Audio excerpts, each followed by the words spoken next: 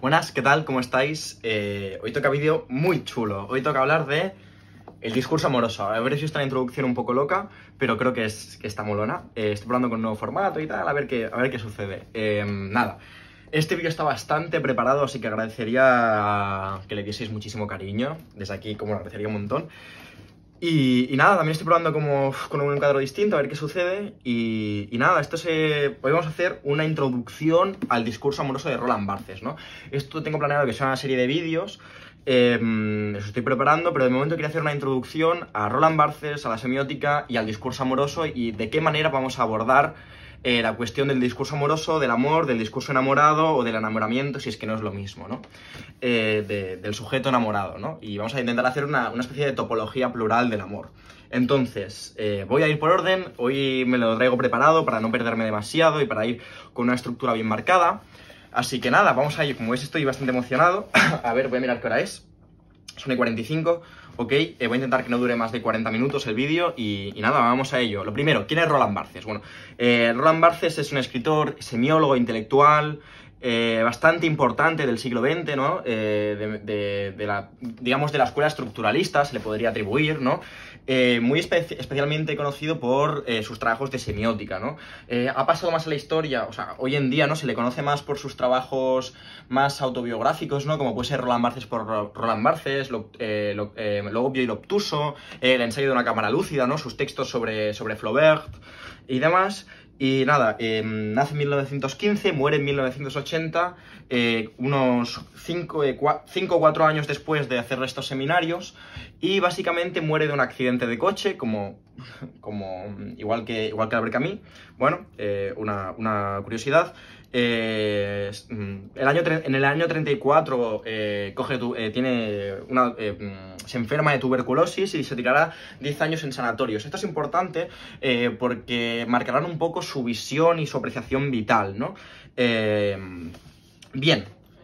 Así que, como habéis visto, he hablado de la semiología o de la semiótica, ¿no? Había un debate sobre si había una diferencia entre la semiología y la semiótica, ¿no? Que queda más o menos resuelto, ¿no? Diciendo que vienen a ser aproximadamente lo mismo desde... Ahora no me va a salir el nombre. El intelectual italiano, el escritor de El nombre de la rosa, que tiene un texto espectacular sobre la búsqueda del lenguaje universal. Bueno, no me va a salir, os voy a poner el texto por aquí porque no me acuerdo del nombre. Esto es desastroso y mira que lo he leído y lo he estudiado. Bien, ¿qué es la semiología, no? Es el campo de estudio de los signos, básicamente, ¿no?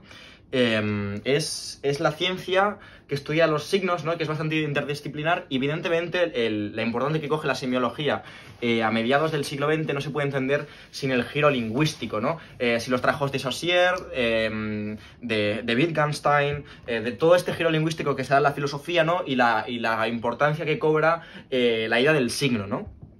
Entonces, también va de la mano con todos los estructuralistas, ¿no? Que intentarán abordar de manera más o menos interdisciplinaria el conocimiento, ¿no? Intentando romper las antiguas catalogaciones y estudiar las estructuras que conforman los signos, los sesgos y las estructuras de nuestra sociedad, ¿no? Entonces, como diríamos que muy brevemente la semiología es el estudio de los signos, ¿no? Que es un poco lo que se va a dedicar Roland Barthes. Bien. Dicho esto, ¿qué es el discurso amoroso? ¿De acuerdo? El discurso amoroso, en esta edición en concreto, se puede encontrar de dos maneras, en el discurso amoroso de Roland Barthes o fragmentos de un discurso amoroso, que es una edición mucho más pequeña, ¿no? Esta es la completa, ¿no? Que tendríamos el primer seminario, el segundo seminario, que son dos seminarios que se hace el 74-75 y 75-76, y por último, fragmentos de un discurso amoroso con textos inéditos y demás, que son como las anotaciones, lo que escribía al Plada Studies, no me sale el nombre en castellano, al encargado, no sé cómo decirlo. Entonces, son dos seminarios, es decir, son dos cursos que se dan no sé pronunciar, en la Escuela Práctica de Hautes Études, no sé cómo pronunciarlo, ahí en París, y son dos seminarios que se dan, es decir, son clases, ¿de acuerdo? Son dos seminarios que se dan en clase. Esto no es un libro escrito para ser leído, aunque Barthes le dará mucha importancia al tema de la escritura, ¿no? En relación a la lectura, especialmente cuando vayamos a lo que es el texto, a diferencia de la obra, veremos el porqué de esto. Que está muy bien redactado, pero aún así son los escritos que él usaba para luego dar esas clases y son escritos que están hechos de una manera para sugerir un diálogo con el estudiante y para entablar una relación verbal, ¿no? Digamos, así que creo que quede muy claro esto, que son textos que son del seminario, ¿no? Que es de esas enseñanzas verbales, que casi muchas cosas que tenemos de estos intelectuales franceses, desde Lacan, con sus seminarios, Foucault, muchos de estos textos son como las clases que ellos daban, ¿no? Entonces, podemos hablar tanto de discurso amoroso como enamorado, ¿no? En francés es enamoureux, no enamoreux, se escribe, no se pronuncia francés, entonces vamos a ir haciendo estas cosas tan horribles. Y básicamente, todo discurso amoroso, por decirlo de alguna manera, es un discurso enamorado, ¿no? Si es que existe alguna relación, ¿no? Entonces,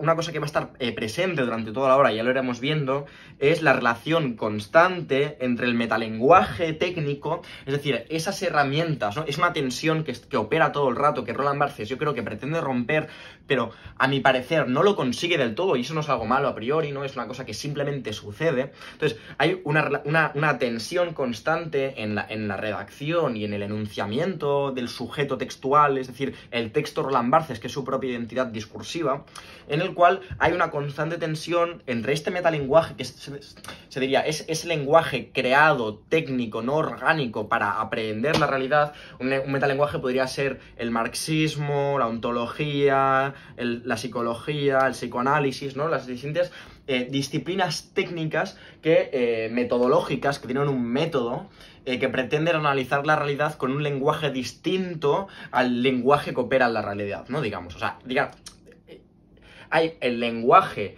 a través del cual se dan los fenómenos, ¿no? Entonces, el metalenguaje sería una herramienta que está fuera del lenguaje del fenómeno, que pretende analizar el fenómeno con otra herramienta distinta al propio fenómeno. Entonces, diríamos que la propuesta barthiana, ¿no? En este caso de Barthes, viene a ser algo así como intentar toda esta idea del texto y cómo él lo analizará será buscar constantemente aquella manera de analizar los hechos del lenguaje, ¿no? Porque diríamos que aquí el lenguaje es lo fundamental, ¿no? Veremos que ahora por qué esto tiene mucha importancia desde una perspectiva lacaniana y psicoanalista, ¿no? Que luego abordaremos. Y básicamente la idea es que intentar analizar los fenómenos con otro fenómeno, ¿no? Esta idea que al final acaba quedando que la mejor manera, no que esto como que la mejor manera de criticar una obra de arte es con otra obra de arte desde el mismo lenguaje, y no imponer un lenguaje artificial a un hecho orgánico, sino continuar en el propio vaivén del lenguaje, ¿no? Lo que nos permite introducir, evidentemente, la experiencia propia de Barthes y de nosotros como sujetos lectores que venimos de nuestro texto y nos lanzamos hacia este texto con toda nuestra experiencia de sujetos enamorados que están enamorados o han vivido un enamoramiento, ¿no?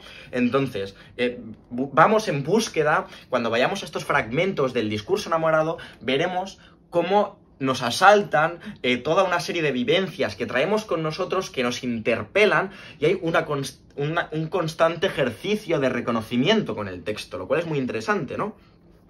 Tengo aquí de leeros como un cacho de la página 35, a ver si esto es relevante o no, porque ahora veremos, porque a veces apunto cosas y luego no son relevantes. No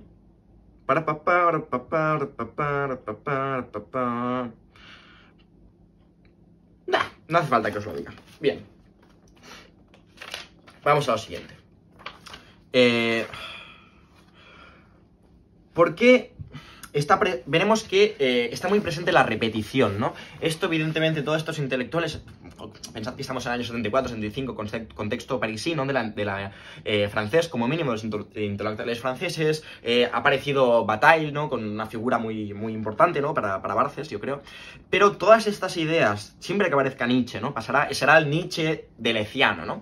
Y siempre que aparezca la introducción, siempre que aparezca, el concepto de repetición, tenemos que tener muy claro en la cabeza que es el concepto de repetición de Deleuze. Es decir, que hay una repetición de la diferencia. Es decir, que la manera precisamente a través de los cuales se dan los fenómenos, estos fragmentos, estas bocanadas discursivas, bocanadas textuales, ¿no? Que estos anhelos espásmicos que dirá Barthes, ¿no? que evidentemente no son lineales, sino que hay una constante repetición del fragmento de algo que está roto, ¿no? De esta rotura, hay una repetición constante, se hace desde la diferencia y no es una repetición monótona, sino es una repetición precisamente que permite introducir el movimiento, la catalepsis, ¿no? De alguna manera, Barthes intentará, lo iremos viendo, que evidentemente no lo conseguirá porque es una utopía, ¿no? Que es el constante intento utópico de reventar la lengua, de reventar la gramática para poder liberar al imaginario y al sujeto. Bien, entonces, veremos que hay una identificación constante, todo esto lo estoy explicando estoy explicando la introducción, digamos, que hace el propio Barthes, que hay una identificación entre el amor y el discurso del amor. Es decir, que todo está en el texto, que somos texto nosotros. Luego, posteriormente, os voy a explicar qué es el texto, no os preocupéis. Entonces, digamos que hay una constante identificación entre que el amor es poco más, sino en su totalidad, el propio discurso, la propia enunciación del sujeto enamorado. Es decir, ese constante discurso que se construye desde el imaginario, ¿no? Que choca con lo simbólico y queda interpelado por lo real. Estos términos, si no os suenan, no os preocupéis, luego explicaré qué es desde Lacan, qué es lo real, qué es lo simbólico, qué es lo imaginario, qué es el significante y qué es el significado, no os preocupéis, ¿no? Entonces, ya aparece aquí el uso del psicoanálisis, ¿de acuerdo?, como herramienta de metalenguaje, ¿de acuerdo? Es decir, no será una crítica, no será un análisis psicoanalítico del amor, sino usaremos, en este caso Barthes va a usar el psicoanálisis como un intertexto, luego veremos que es un intertexto, no os preocupéis, es decir, rápidamente como una herramienta que usamos, pero desde el distanciamiento y desde la cero ortodoxia y dogmatismo, es decir, cogemos lo que nos interesa y lo que no lo desechamos, no tenemos ningún tipo de vinculación con la escuela psicoanalítica, ¿no? Que eso es muy interesante porque nos permite una epogé muy interesante, ¿no? Entonces, utilizará el set de psicoanálisis como herramienta de metalenguaje precisamente desde la crítica, ¿no? La propia crítica al psicoanálisis también para poder rehabilitar el espacio del imaginario, normalmente siempre asociado a un narcisismo patológico, ¿no?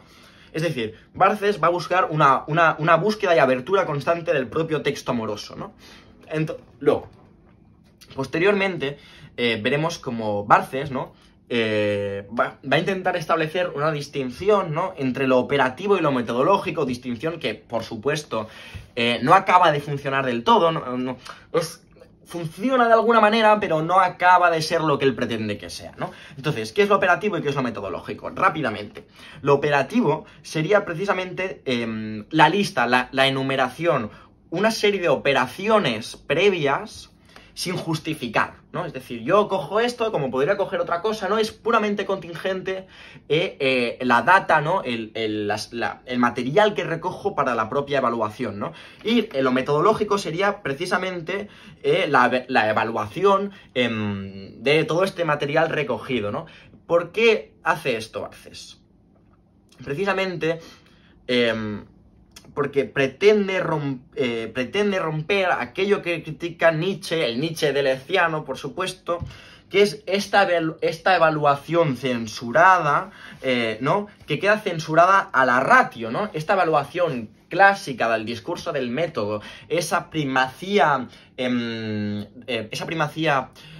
diríamos, filosófica o teórica del método por encima del material, ¿no? Cosa que aparece, por ejemplo, en Verdad y Método, ¿no? Desde Gadamer, ¿no? Que propio Gadamer criticará la relación o la vinculación precisamente de la verdad con el método, ¿no? Como desde Descartes, ¿no? Y desde el giro científico, ¿no?, hay una vinculación entre la verdad y el método, y eso es problemático para las humanidades, ¿no? Entonces, una de las ideas, ¿no?, de esta crítica, ¿no?, de esta evaluación que está de alguna manera como subvertida o que depende de la ratio, es precisamente, según Nietzsche, que nos lleva a la ausencia de valor, ¿no? Barthes nos dice, ¿no?, que esta metodología sigue prevaleciendo en la academia, no en la calle, en el discurso universitario, en el discurso académico, ¿no?, pero que aún ya no es tan totalitario, ¿no?, y que Barthes nos habla de una fractura epistemológica, ¿no? hay una fractura, es decir, en su contexto histórico está muriendo la modernidad y está naciendo la posmodernidad, ¿no? Con los posteriores postestructuralistas y demás, está naciendo la posmodernidad y está muriendo la modernidad, aunque este corte ya sabemos que los cortes históricos nunca son tan orgánicos, ¿no? O sea, tan orgánicos, nunca son tan tajantes, ¿no? Siempre acaba siendo una metamorfosis más que un corte radical, ¿no? Los cortes son más bien herramientas que... estos cortes son entre la edad oscura del medieval, el renacimiento humanista, demás, el nacimiento de la modernidad, el nacimiento de la ciencia. Ya sabemos que todos estos cortes nunca son evidentemente como se nos dice que es, ¿no? De normal estos cortes suelen estar subsumidos, o sea, suelen estar básicamente están... No, es que esta palabra la he intentado encontrar antes y sigo sin encontrarla, están a merced, podríamos decir, no es la palabra que busco, podríamos decir que están a merced de proyectos evidentemente ideológicos, ¿no? Lo quería comentar. Entonces, esta fractura epistemológica es para Barthes la justificación histórica de su trabajo, ¿no? De su semiótica, de su análisis, de su manera, ¿no? ¿Qué es lo interesante en su evaluación? ¿Qué añade que considera Barthes que son hijos de su tiempo, ¿no? Añade precisamente la ideología y el inconsciente. Vamos a usar siempre inconsciente, no subconsciente, ¿no? Usar subconsciente es algo que nos viene de las traducciones anglosajonas del psicoanálisis, ¿no? Por el uso en inglés de estar inconsciente, de subconscious, y de estar inconsciente, ¿no? O del subconsciente, pero digamos que subconsciente es una palabra errónea, diríamos, esto es muy discutible, evidentemente, porque no hay nada por debajo de lo consciente, ¿no? Está inconsciente, es simplemente distinto, ¿no? Es inconsciente porque es aquello que precisamente no se ve, no que esté por debajo. Bien, entonces vemos que el añadir esta ideología y el inconsciente nos lleva de alguna manera a ir más allá del sujeto.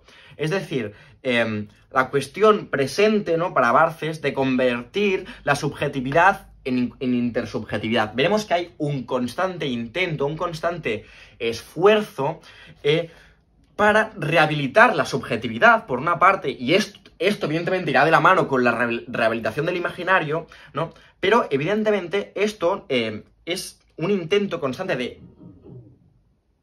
Se acaba de apagar un altavoz, perdón, me he vuelto loquísimo. Es decir, todo eso que nos lleva más allá del sujeto, que es el inconsciente y la ideología, es precisamente para recalcar que todas aquellas cosas que nos llevan más allá del sujeto implican que el sujeto es radicalmente intersubjetivo. Entonces, ¿qué más? Veremos que hay la enunciación, ¿no? Esta enunciación, que siempre que hablamos de enunciación y demás, no lo leamos en términos lógicos, binarios, leámoslo en términos puramente textuales y lingüísticos de la expresión subjetiva, ¿de acuerdo? Entonces, es más que lo que dice, lo que quiere decir, ¿no? Estas son estas herramientas de la sospecha, ¿no? No es tanto lo que se dice, sino lo que quiere que dice, ¿no? ¿Y por qué todo esto, no? Barthes pretende, de alguna manera, también romper el privilegio del discurso metodológico como fundador, ¿no? Lo que he dicho antes, esta ratio, esto tan cartesiano, esto tan propio de la modernidad, esta obsesión también kantiana con la propedéutica, con la preparación, con aquello metodológico, ¿no? Con el privilegio de que el saber se inicia en el método, ¿no? Y no en el propio ejercicio plural de vinculaciones, Hay una palabra que utilizará mucho Barthes, que es el conocimiento es algo que está siempre trenzado, que está interpelado por varios agentes, y es más que una cosa que tiene un principio y un final, es una cosa que se estructura de manera descentralizada, ¿no? Y no estoy hablando de criptomonedas, sino que es un saber que es siempre intersubjetivo, que es siempre colectivo, que no tiene un principio y un final delimitado, sino que tiene una constante transformación casi rizomática, ¿no? No llega al punto tan radical de afirmar el rizoma, pero van por ahí los tiros. Bien, entonces, lo que pretende es hacer un gran efecto del lenguaje encadenado, ¿no? Es una gran cadena del lenguaje que va metamorfoseando, ¿no? Y quiere evitar todo el rato ese metalenguaje y quiere ser texto. Pero, ¿qué es el texto, no? Entonces, me he dejado los papeles para la explicación del texto, dadme un segundo. Vale, ya estoy aquí. Bien, ¿qué es el texto, no?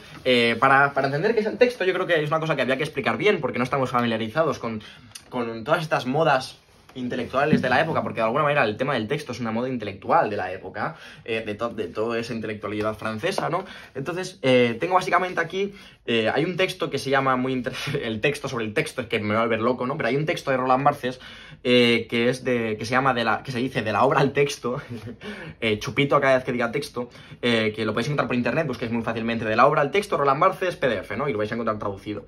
Donde da básicamente 7 puntos para de alguna manera esclarecer qué es el texto y de alguna manera también Barthes desvincularse de la moda intelectual de la época, cosa que no sé si consigue del todo, pero bueno, vamos a dar una explicación rápida de lo que es el texto, ¿no? Y en contraposición, evidentemente, a lo que es la obra.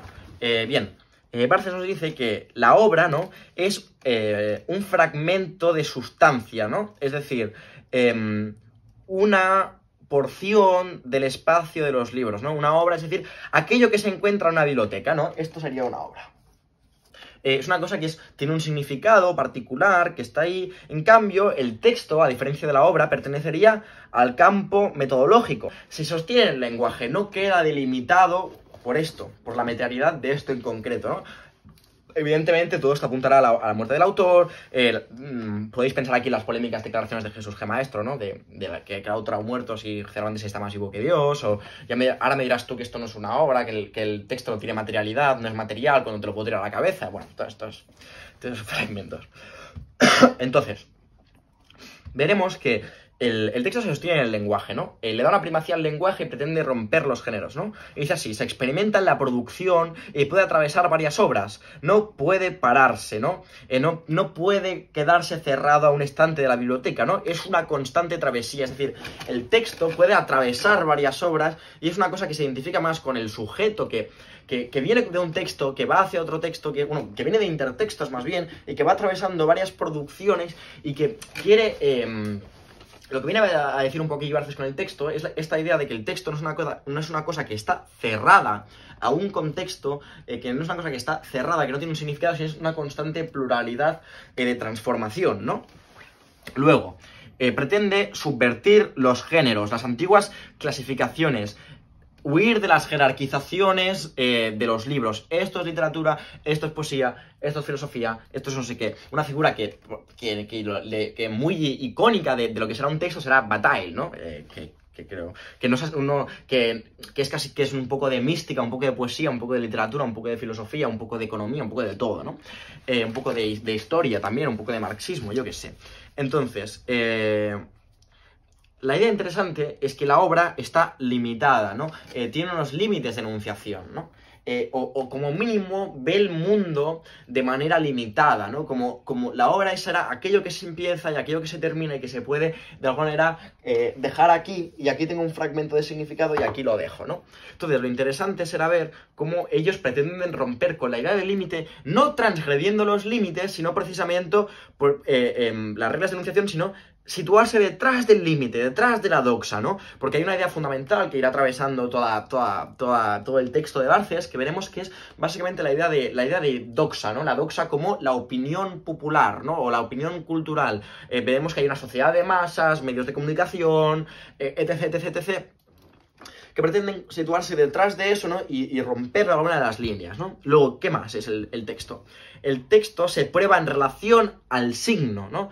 Juega con el signo, está en relación constante con el signo, en constante mutabilidad, ¿no? En cambio, la obra se cierra sobre un significado. La obra pretende, digamos, yo qué sé, tengo aquí un libro, ¿no? Pues este texto de Tokyo Blues, de Murakami, ¿no? Digamos, la obra pretenderá tener un significado cerrado, ¿no? ¿Qué significa, qué quiere decir Tokyo Blues, Norwegian Wood de Haruki Murakami, ¿no?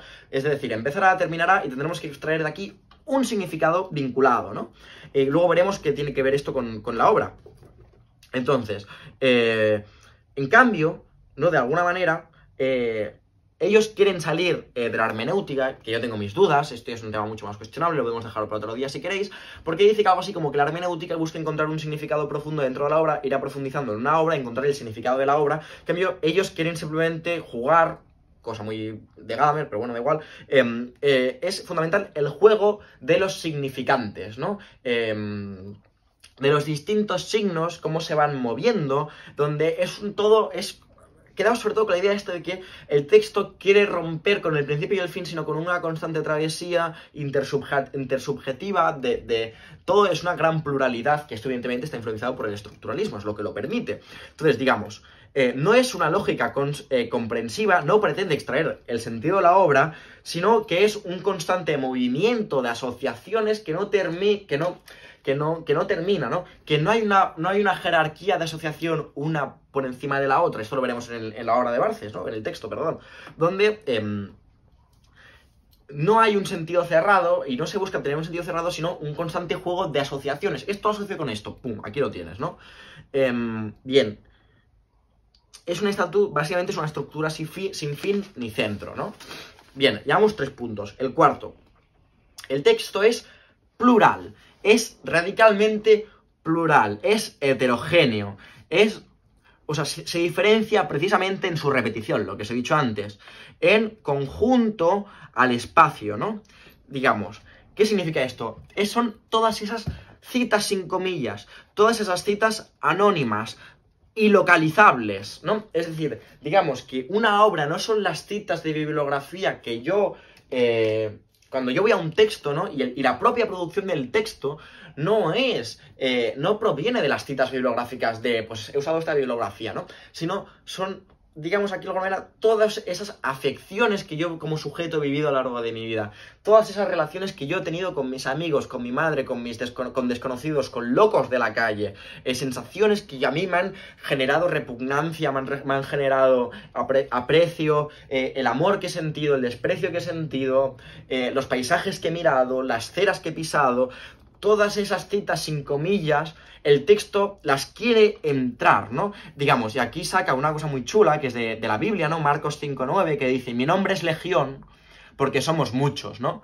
Que es una de las frases que a mí más me gusta, que dice así, que es una cita conocidísima, que dice, yo soy muchos, ¿no? Y quiere decir esto, mi nombre es Legión, es decir, el texto es Legión, es una unidad, en realidad, que es Legión, pero es una unidad plural, porque somos muchos, diferentes, que nos repetimos bajo el signo legión, pero a través de la diferencia particular de cada uno, ¿no? Es que creo que esto es una idea potente, en realidad. Vale, llevamos casi media hora, ¿de acuerdo? Bien, luego, ¿cómo vamos? Bueno, no sé si me va a dar tiempo, pero bueno, yo lo intento. Bien, la obra también está comprendida por un proceso de filiación, es decir, la obra clásica, la idea de obra, ¿no? El autor es el padre, ¿no? El autor, digamos, de alguna manera es el padre, ¿no? Una cosa que yo siempre digo por aquí, que por eso la famosa esto de Foucault, el autor ha muerto, ¿no? Pero digamos que bajo la obra, el autor es el padre, ¿no? Y propietario, por tanto, legal, de la obra mediada. Es decir, Haruki Murakami, según si esto es una obra, tiene un estatuto privilegiado sobre la obra, ¿no? Es el padre y propietario legal, es el derecho de autor, digamos, ¿no? Entonces, por tanto, el texto se lee, o sea, esta obra se va a leer a través de la inscripción subjetiva de Murakami. Es decir, Murakami, al ser estatuario legal, tiene un privilegio interpretativo, de sentido, de significante, ¿no? Sobre la obra. Es así de sencillo, ¿no? Entonces, el texto pretende leerse sin ninguna inscripción del padre, ¿no? Es decir, todo este intertexto, lo que decíamos antes, ¿no? Esta como constante asociación caótica casi de cosas, quiere romper con la idea de herencia. Es decir, Tokyo Blues no es heredero de Haruki Murakami, es un texto autónomo que deberá interpelarse con una pluralidad del texto, ¿no? Digamos, el yo escribe el texto, pero es un yo de papel, es la propia textualidad, ¿no? Y esto a mí me mola, porque de alguna manera Barthes nos dice aquí que quizás, como mucho, Haruki Murakami es un intérprete más de Tokyo Blues, y no es ni privilegiado, es decir, no irá más lejos, ¿no? No es ni siquiera un intérprete privilegiado, es un intérprete más en el texto de Tokyo Blues que se va interpelando en una gran globalidad. Bien, ¿qué más? El sexto, la obra es un objeto de consumo, ¿no? La obra se asociaría a un producto, a un objeto de consumo. En cambio, el texto buscaría, no sé si lo consigue, decantar hacia lo lúdico, hacia el juego, y de alguna manera restituir un vínculo que se ha roto históricamente, dice Barthes, curiosamente, con el nacimiento de las democracias liberales modernas, con la democratización, se ha roto la vinculación entre la escritura y la lectura. Antiguamente se escribía se escribía para leer, se leía para escribir, es decir, había una vinculación muy cerrada que Barthes pretende reformular, recuperar, porque precisamente nosotros somos texto y por tanto hay una vinculación estrecha siempre entre la escritura y la lectura, y es aquí donde se llama, hay un llamamiento, una solicitud del lector a ser colaborador. Séptimo y último, el acercamiento del texto es el del placer, se va desde el placer, ¿no? Hay una circulación de lenguajes en repetición de la diferencia, pero se busca el placer, es la idea fundamental. Ahí se busca el placer, ya está. Y por último, ya está, con esto ya rompo, con esto ya cierro sobre las conclusiones serían que de alguna manera hay una búsqueda de romper el metalenguaje, lo que os decía antes, ¿no? De ser un gran lenguaje. Entonces, por tanto, toda esta teoría del texto nos lleva irremediablemente a la escritura, ¿no? Cosa que hará Barthes. Una vez que ha cerrado qué es el texto, me quedan 10 minutos. No me va a dar tiempo ni de coña. Pero bueno, vamos allá. Dentro del amor, ¿por qué escoge precisamente la obra que va a escoger es Los sufrimientos del joven Werther? ¿Por qué? ¿No? ¿Por qué escoger esta obra y no otra? ¿No? Una pregunta típica de la filosofía, ¿por qué esto y no lo otro? ¿No? Digamos, dentro del amor, ¿no? Él escoge uno más concreto, que es el romántico, ¿no? Porque considera que el amor romántico, más que algo histórico, es un modo existencial, ¿no? Y dentro del amor romántico escoge el mal de amores, que es aún una porción aún más pequeña, ¿no? Porque considera que ahí está una gran expresión del sujeto amoroso, ¿no? Pero bien, ¿qué discurso, no? ¿Qué es el discurso? ¿Qué es el discurso? Y nos pregunta aquí, ¿el amor es acaso algo más que su discurso? Entonces, vendremos aquí una primera definición de qué es el discurso amoroso, que nos llevará a la explicación del psicoanálisis, ¿no? Que quería hacer. Dice así: el discurso amoroso es la forma en que lo imaginario se hace cargo de lo simbólico.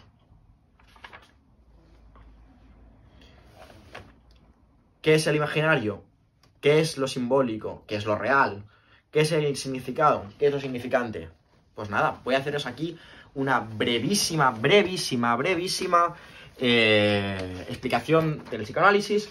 Advierto, no soy conocedor en profundidad de esto, ni mucho menos, tengo un conocimiento hiper superficial del tema y voy a dar un resumen ultra mega rápido que casi es vergonzoso explicar a Lacan de esta manera. Pero bueno, seguro que habéis visto alguna vez como los 3 círculos de Lacan que van de la mano, así que es como 3 círculos, literalmente como un trigo, un poco raro, que es básicamente la interrelación que hay entre lo real, lo imaginario y lo simbólico, y como los 3 están como que si sueltas uno, se sueltan los otros 2, ¿no?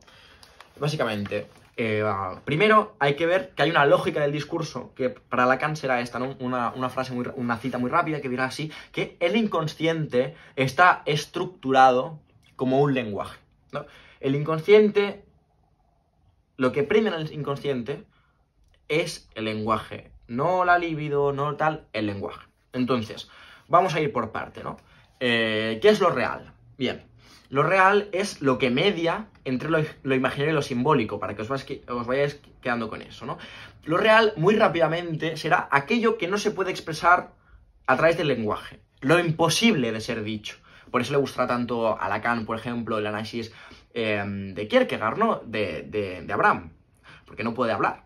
Digamos, lo imposible de ser dicho, lo incontrolable, por tanto, lo impensable. Y, por tanto, para Lacan será lo auténtico, porque es precisamente aquello que no está sujeto a nuestras reglas, a nuestras leyes, a nuestra gramática, a nuestro lenguaje, ¿no?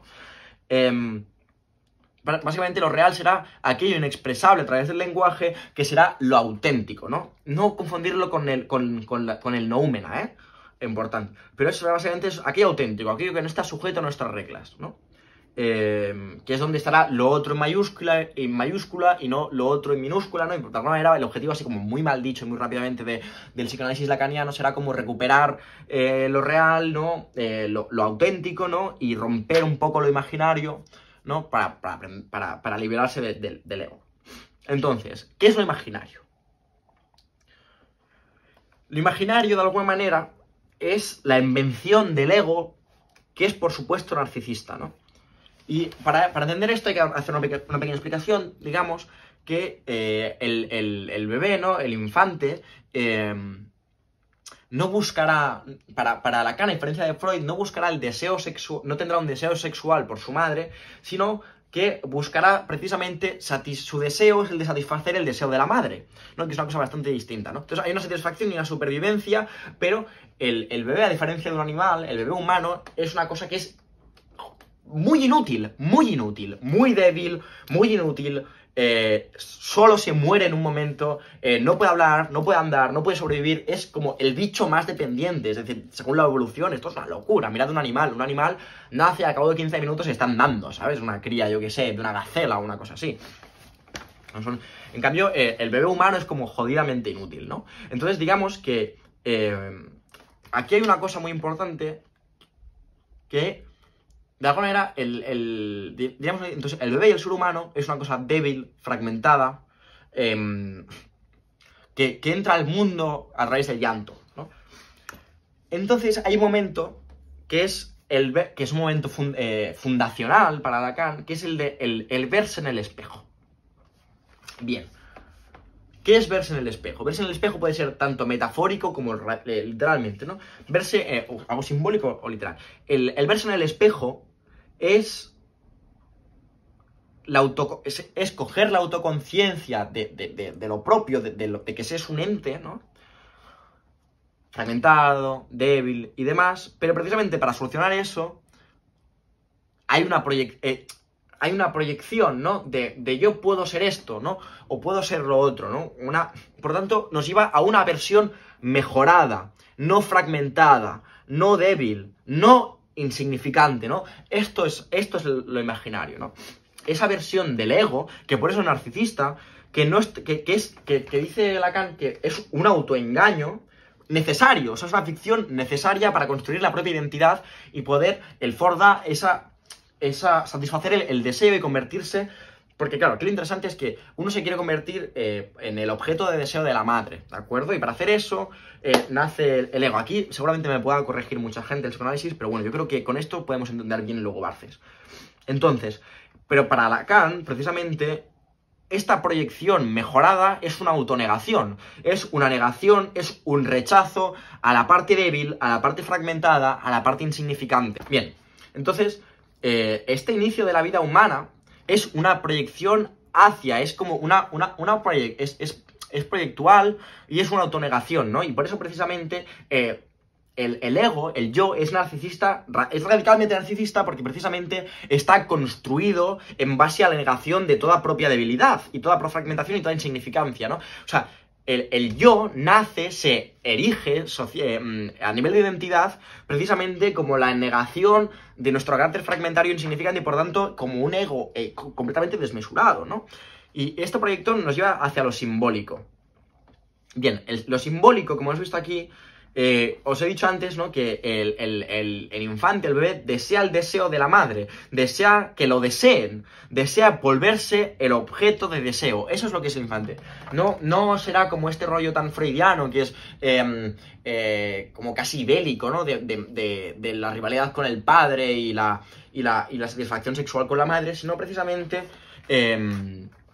como notificación, y aquí veremos que hay el orden del falo, y hay distintas cosas, pero bueno, esto ya no creo que no lo explique, esto para otro día si queréis, pero básicamente que este deseo, desear el deseo de la madre es lo primerizo, ¿no? Pero precisamente cuando surge en nosotros el lenguaje y precisamente se estructura el inconsciente y la identidad a través de este lenguaje, aparecerá lo simbólico y cuando el niño ya no es una satisfacción directa, ¿no? Con la madre y de alguna manera ya hay un lenguaje y pueden hacer la demanda y el deseo, nace el deseo, aparecerá lo simbólico, que lo simbólico es el registro de deseos y restricciones culturales, sociales de la sociedad, ¿no? Es decir, es la parte como intersubjetiva, lo simbólico, que es un registro de deseos y restricciones. Es el código, ¿no? Es el código simbólico, es el registro, el código de deseos y restricciones. Creo que se entiende, casi me muero. Bien, y el orden del lenguaje permite poner de manifiesto el deseo, ¿no? Es el orden del lenguaje el que se expresa a través del deseo, es decir, nuestro deseo va mediado a través del deseo, que aquí luego ya veremos otro día, que es el otro en mayúsculas y el otro en minúsculas, ¿no? Y así, muy rápidamente, el significado entre... Joder, la diferencia entre el significado y el significante será muy rápidamente. El significado es la libreta, es decir, literalmente esta libreta, ¿vale? Y el significante será la palabra libreta, es decir, yo puedo decir, o sea, el significado es esto, ¿vale?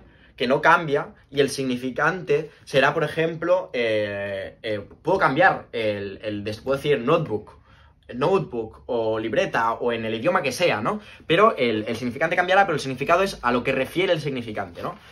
Bien, yo creo que se ha entendido guay, ¿no? Está bastante bien, yo creo, esto. Llevamos 40 minutos y ya hemos acabado ya con el psicoanálisis y me queda un montón de cosas, ¿no? Entonces, me queda explicar qué es el intertexto, el imaginario, los objetivos del marco teórico, lo que se propone, lo que hará, qué es una figura y el orden de las figuras. Vale, evidentemente esto no me da tiempo, entonces vamos a dejarlo con el final del intertexto, con lo siguiente.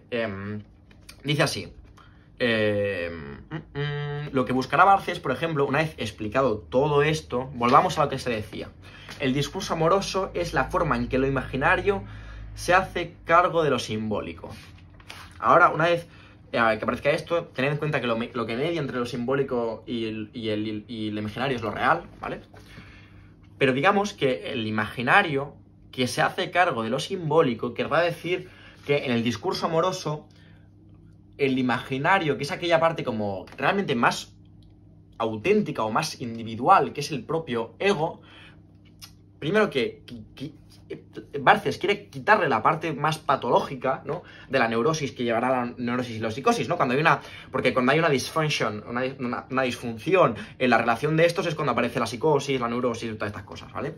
El sujeto neurótico, histérico y demás. Entonces, la gracia es que en este caso el imaginario cogerá una fuerza y podrá de alguna manera atravesar lo simbólico, que será el terreno de la doxa. Entonces dirá, se busca el yo amoroso, que evidentemente es el yo parlante, ¿no? Esto es una obviedad, ¿no? Y dice, ¿quién habla? El sujeto. Ya, con esto acabamos. Pero el sujeto del discurso amoroso es el sujeto enamorado, que es el discurso de uno solo. No es de dos, es de uno. Ni de tres, ni de cuatro, ni de cinco. De uno solo. Estamos hablando del mal de amores también, ¿eh? Pero suele ser el discurso de uno solo. Que ya veremos que en algunos momentos, con el te amo y demás, se buscará buscar, o cuando se pretende dialectizar, por ejemplo, este rapto amoroso, se intentará armonizar introduciendo el deseo del otro, pero la estructura fundamental del discurso amoroso es el sujeto enamorado y el objeto amado, ¿de acuerdo? Y con eso cerramos, nos dejamos para el próximo día el intertexto, bastante interesante, la parte concreta del imaginario para Barthes, luego los objetivos, el marco, etcétera, lo que no es este texto, lo que se propone, lo que hará, explicar algo que es una figura, que es lo que analizaremos luego otros días, y por qué la has ordenado de esa manera. Bien, yo creo que es bastante interesante. Por favor, dadle mucho cariño a este vídeo. Y nada, si habéis llegado hasta aquí, comentadme un corazoncito. Nada, espero que estéis súper bien. Viva el amor y chao, chao.